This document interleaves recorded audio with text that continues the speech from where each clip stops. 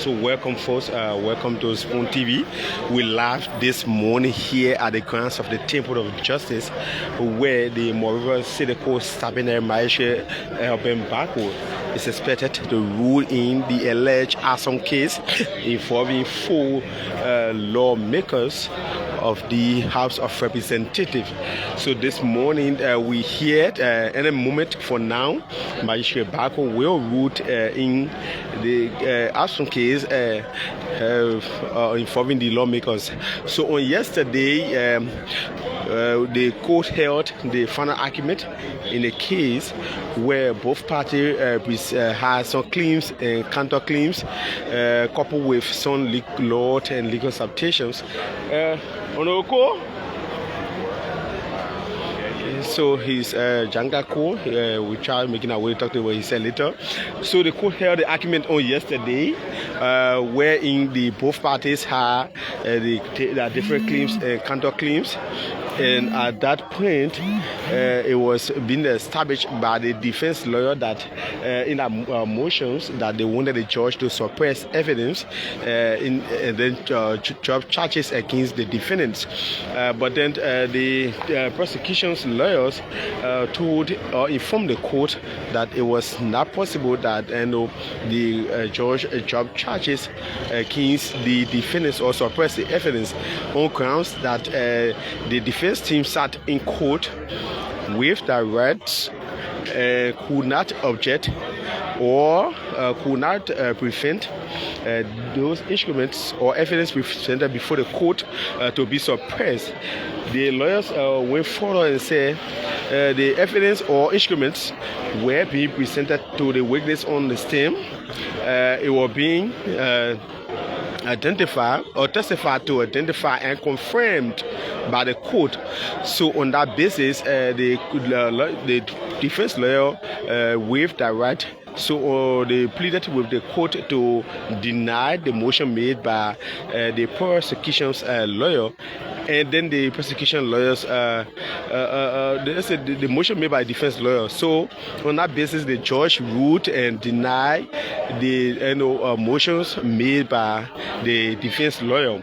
In his ruling, Maisha Bako made it clear that during the first trial, the defense lawyer sat and they did not object or filed that motion to have those evidence or instrument being suppressed. Then they waited, the trial began. They waited for final argument like they did on yesterday before they could request for that. So on that basis, the court said they did not grant it as first. And then the defense lawyer took the court on what you refer to as sanctuary at the Supreme Court. And at the Supreme Court, the justice presiding at that time did confirmed that, oh yes, you people sat subpoena without requesting that the evidence be suppressed, and it was being presented to the witness or identified, testified to, and confirmed and marked by the court. So the magistrate ruling was being upheld by the Supreme Court. Now, in the case I'm quoting, it has to do with the case involving Thomas Etrick and Eric Cisse. Now they waited again, according to yesterday proceeding, on the argument before that entire discussions came about, wherein they wanted the court or the judge to suppress evidence in the matter. So that was on that ground that the judge reminded them that what had been presented to the witness, it has been, testified to, it have been confirmed, it have been marked and placed in a court record. It cannot be suppressed. As such, the motions for suppressions of evidence was been denied by the court. So after that, they went on with the final argument, and the judge reserved ruling for yesterday. Today, I'm sorry. So today we hear. It should be about 10 o'clock. So any moment from now, making our way into the court to hear the final ruling of the the judge. And let's get this straight. There is just a preliminary examinations. This is intended, right? It is intended to have the prosecution proof whether or not they had that prima facie evidence that will move this entire matter to a full trial. So we see Jacob Divi coming. Divi, good morning. Yeah, good morning. Okay. So that's it. So the matter will be if the judge establish that, hey, yes, this. If the judge established that, hey, yes, this matter, the prosecution has proven beyond all reasonable doubt, on that basis, then it be forwarded to the criminal court A, then we'll have that being done. But if the judge say, hey, from what I have followed, listened to, and before me, the prosecution does not have that needed evidence to have this matter being forwarded. So on that basis, charges will be dropped against the defendants, and you have then other going scot-free, or what will be the next proceeding will have you informed. But as it stands, it is not intended to say you are guilty and go to jail for this number of years. It's just to establish that, yes, indeed, there's evidence that can move this matter to the court of jurisdictions, because the Moral City Court doesn't have that jurisdictions over this criminal matter. So they are just laying the basis that will have this matter being moved to the criminal court A, as in the case of Eric Sexy and Thomas Etrick. So I'll be joined by my colleague Sylvester Cholope and by Darius Dono. So Darius, welcome to Spoon TV. Yeah, thank you. We're happy to be at the court this morning. So here the final ruling from the Moral City Court. We all know that the Moral City Court lacks the jurisdiction to hear criminal cases.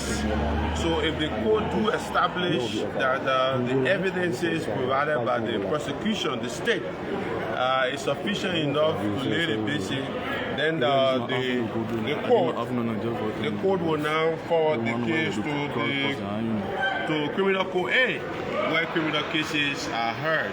Because mind you, some of the charges of the accused lawmaker include criminal major offense, criminal solicitation, criminal conspiracy, all right, and criminal facilitation. So these are criminal charges that the Moral City Court lacks jurisdiction to hear. So today we hope that the ruling will be given, and then we'll know the next step to take. But it has been 3 days, cross arguments from the prosecution, the defense, and so today we will know. But it is expected that the case will be forwarded to the civil law court, to the criminal court A. Yeah, to criminal court A. It is expected. Most people are expecting that because of the criminal nature of the case.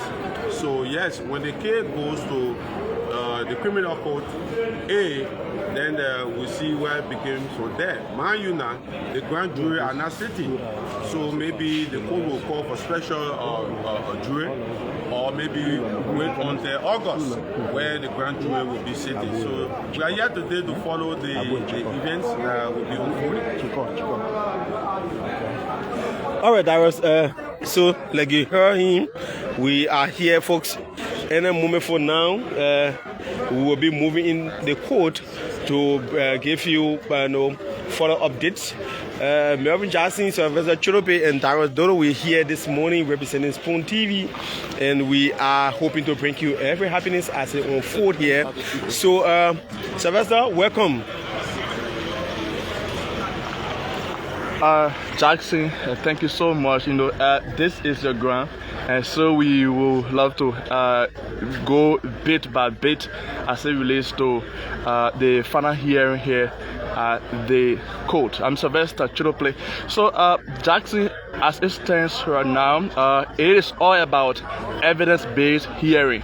That's all about, both the defendants and state, prosecutors are here to make sure to convince the judge as to all of these allegations that both sides are breaking before the judge, who is really on top in terms of evidence. And at the end of this day, we are expecting that the both sides should be able to provide evidences that can convince the judge so can proceed to the next level in terms of proceeding to criminal code A. Afterward, talking about whether the defendants, victims could go back to prison or whatever. But Jackson, I want us to do it, bit by bit. There was this, an allegation from state lawyers that about this audio. Recently, we listened to Honorable Yeke Koluba, I think it was yesterday or day before yesterday, trying to authenticate this circulated audio where it was alleged that the former speaker Abu Kamara and Debbie, they were discussing as it relates to the fire incident. And you listen to Honorable Yeke Koluba, I think yesterday or day before yesterday, telling the public that that audio seems to be weird because when that discussion was ongoing, folks from the NSA were in, and they subsequently leaked it. You are Spoon FM judicial reporter. How do you look at this, especially looking at Honorable Koluba's, statement? Koluba represented Koluba. Previously, he was one of those, representatives who was allegedly involved, and he's now here with that kind of statement. How do you analyze it, Jackson? Yes, Sylvester, thank you. So, like we do reporting, the matter now is going beyond the both party convincing the court. Where we are now is the judge that telling us that what that was presented to him meet the requisite requirement that will either move the child to or matters to a full trial, or it will stop right at the sure court, right?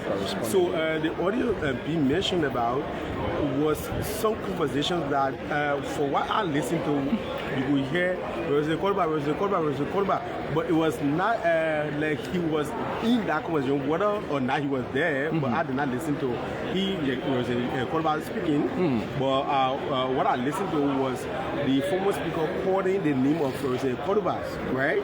So now, whether he taking it whatever way that he claimed, the issue here is we pass all that level. It is about the court now telling us whether or not the state, whether or not as the knee arises or not, whether or not the prosecutions are proving beyond reasonable doubt that this matter must be moved to a full trial at the criminal court, or whether or not the state what they presented does not need that or tangible evidence needed to have this defendants we proceeded with. So on that basis, the court will either drop the charges or the matter will get proceeded with at the criminal court A. But yesterday we had a whole lot that involved different claims and counterclaims between the both lawyers, where at the beginning of the case, the defense lawyer went and presented what we call motions to suppress the evidence on grounds that the social media aspect of sources, and then the audio recording that was presented by the prosecutions is not tangible to have their clients being indicted or this matter being moved to the next stage. So they wanted this entire evidence being suppressed, the charges dropped against the defendants, and the defendants be acquitted to go on their different separate ways. But then the prosecutions took him in because if you made up motions, there must be a response from the other side. That's the beauty of the entire process. So the prosecution took him in and said, hey, no, these people waive their right to this matter because they sat in court and they allowed this to slide under their arms. That is, they sat here, this instrument was being presented before the witness. It was being testified to, it was being identified, it was being confirmed, and it was being marked by the court, which make it all coaching part of the case. Now, if you come in and say we should suppress at this stage, then hey, no, it's a red flag, right? And Sylvester, I will take your man back, right? During the first trial, the first preliminary hearing of Eric Sisse and Thomas Etrie, the same situation occurred, wherein the defense lawyer sat and allowed this to slide again. It was during the final argument when they filed their second kind of motion, and it was being ruled against by the court. Where when the judge ruled, they were certified. They took what you call a sanctuary before the Supreme Court. And when the Supreme Court said, you sat there, this slide, the evidence instrument were being presented to, you know, the witness for being testified to, it will be confirmed, you know, and be marked at pitch code 1, pitch code 2, pitch code 3, and pitch code 4 in court. We sat there without, you know, objecting to it and ensuring that this will not reach to this end from, you know, the beginning of the trial. But you allow time for final argument before you file a motion that this should be suppressed and charge be tried against your clients. Hey, it's a red flag. So the Supreme Court at that time during the trial, Eric Sisse and others upheld the ruling of the judge. Okay. Now we came yesterday and they came with this aspect of this. So on that basis, the judge ruled again and reminded them that hey, you remember that the Supreme Court upheld the court ruling because you sat and allowed this to slide and reach to this point. So on the basis, this cannot lie. So it was being denied yesterday, and from there they had the different claims and counter claims in the final argument where they wanted, you know, the charge drop, they wanted the case, you know, dismissed, and the prosecutor said no, move these people to the next stage. They are Jackson. So let's talk about what's happening right now. So currently as we speak, we have two defendants, right? Abu Kamara and Jacobs Debbie. Yes. All right, those are the two defendants, you know, currently at this court, and we're looking forward to, of course, the former speaker and Representative Sibo, right? Sibo, yes. Those are the two defendants we also expect any moment from now. From the onset of the case, after she was being allowed to leave on that Friday, that her colleagues slept at the central headquarters. The following Monday, she came to court that afternoon hours, and the court they informed her that the bond that was filed will include you. On that basis, you can go home. Right? The following day, that the preliminary hearing started on our Tuesday, she came to court and then her lawyer requested that they waive that right to preliminary hearing. And it is expected that her lawyer requested for separate trial. So they don't want her to be trial with others. So the entire process, she was not involved. So that was brought it down to full. The entire process, she was not involved. So probably after this, she wants to go to our full trial if and only if. So if the hour moves to the pinnacle A, then she will join them there, wherein they will begin with a full trial. But for here, she will for right and say, I don't need anything like preliminary hearing or preliminary examinations or whatever, but I want to go to a full trial. Right. So here, as we speak, probably the really have started. For now, I will have to go in semester because the judge would not tell us whether or not the prosecution proved beyond reasonable that this matter must go to the next stage. So the one we are, or the court might tell us that hey, the prosecution did not prove that case. While all the bread is a circumstantial evidence that cannot move this to the next stage. So on that basis, here it is. But we cannot talk for the court. We cannot decide what what it's going to say. Right. So we at this point we just look forward. We have it as it is, and we'll move in to know what the next stage or what the court has to tell us. Right. So thanks so very kindly, Jackson. We still remain posted as we look forward to see the other defendants arriving here at the Temple of Justice. So let's see who arriving here at the Temple of Justice.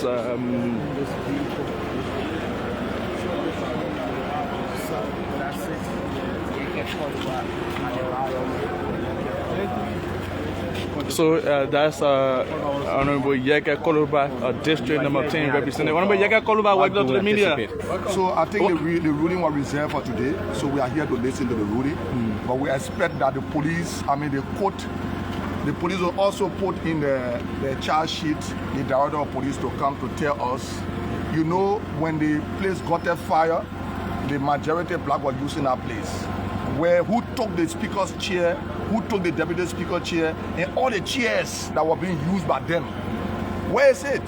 Who took them away before the building got burned? Where is it? We want to know. Have they brought those people to court that took away what was the intent of taking the deputy speaker chair, the speaker chair, and no chairs that were being used by the majority black? What was the intent? Who took them away? So to tell you that it was planned for that place to be burned by Joseph Walker and his people. So that's the clarity you were making yesterday. I don't yesterday about this audio. Can you tell us exactly what were you saying? Because you talk about NSA getting involved. If this audio was the audio that was being used, that I'm involved with when we met with Oforidia and General what his name. Then that audio, that General Gara, then that audio is an audio that is about protecting us. It's not about pointing the place. But the main thing here is that who took the chairs before the play got burned? No chairs that were being used by Rachel Kun and her people, by those juntas. No chairs. Who took those chairs? Who took the junta speaker chair? Who took Deputy Speaker Thomas Fala chair? Who took them? And the police said, Joseph Walker said that they will not allow people to burn the Capitol building or vandalize the Capitol building. The director of police said anything that is going on that will cause chaos, they will protect it and they will protect the scene. The scene was being protected by the scene was being protected by the director of police. So who burned the place? How are you linking the removal of the chairs to the fire incident? What are you saying? Bossman, you have to be rational when you are thinking. You understand what I'm saying? That the chairs were taken away from there and the place got burned. What was the intent of the chair being taken away from there? What was the intent? Can they explain to the investigation or to the investigative team what was the intent? And where were the police when the place got burned? You want to burn somewhere, then you go put gas and take the container away. Who finds nothing there? We saw the container outside. I thought I was going to leave the container there so it can inflame the fire. But instead, they raised the gas, they took container from there and brought it outside. Look, Joseph Walker need to stop joking. Joseph Walker will not succeed. Joseph Walker government cannot succeed. Yeah, so next week to explain detail about this audio. My man, the police can only invite me when they invite Joseph Walker. Because Joseph Walker gave instruction for the police to be burned. Were you on the police invitation? On the police investigation. To give more clarity about the audio, why you my man, when they send for me the audio, if that the audio that I know, if that the audio when Abu called me, if the reason why Abu called me for us to be protected, if that's the audio, they are not about the audio. You were talking about the NSA. I mean, you haven't known the type of audio and you are just speculating. Bossman, the audio that brought Oforidia and Gerard Garan, if that's the audio, they are not about it. Then what do you bring in NSA into? Because I listen to you talk about because NSA. Oforidia work with NSA. Gerard Garan not work with NSA. So does that mean that audio My is man, I met with those people. Those people met me and we drove to my base. I am telling you, I met with them. They met me and we drove to my base. A few months ago, you wrote a shite buried President movement against President Bwaka presidency. Today, you're wearing Bwaka. My man, my t-shirt will always change based on the prevailing situation. My t-shirt will change. My t-shirt has changed because Bwaka cannot succeed. Bwaka government cannot succeed.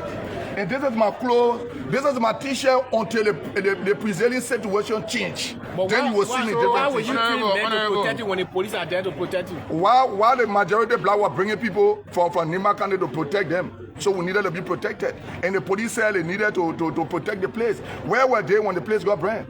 The police burned the place along with Joseph Bwaka. So tell us exactly why are you here today at the top of justice? I'm here because why you are here today? Because you are not being invited yet. I'm a journalist. You know, my man, you see government place selling more environment. Now who living room here? Who get a play D? Who need bury who need on the D of this place? Are you angry? No, I'm not saying you asked me a question. You asked me a question. I'm responding to you, but you know you are a public figure, especially you know. Look at the sensitivity of this issue. Yeah, we did when I was sagging just now. So I asked you this question because looking at the sensitivity of the issue, and I one of the I see somebody journalists running around. Stanton, get baby. Look, Stanton is my brother-in-law. So when I'm joking with some situation, you want to take it because your thing spoon is a bigger platform. You're wasting your time. My man, you don't want to say I was not joking. So you don't want to say I was not joking. You don't want to say it's not for you to carry the way you want to carry. So the issue.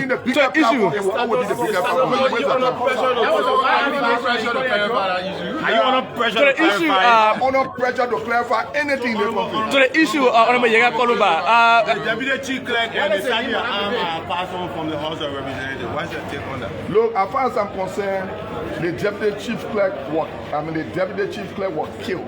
But statement, they promised him that they were going to make him chief clerk of the House, and they didn't do it. Under pressure, and you see those people are just junta. How you go promise somebody when the chief there is saying, "Oh, my man will make it chief," to the point where the chief clerk used to say, "Oh, I've been threatened by the deputy chief clerk because the majority black told the deputy chief clerk they were making chief clerk, and they didn't do it. All of frustration, he died." My man, wait for also follow. What is happening? My man, all of that follow him. I want to explain my sympathy to the family. Look, let me tell you something. The government need to be serious and bring the evidence. The people that took the deputy Thomas Fala chair and the junta speaker Rachel Kun chair from that place and all those chairs before the place. You are not concerned? You are not concerned who took those chairs before the place got burned? You are not concerned?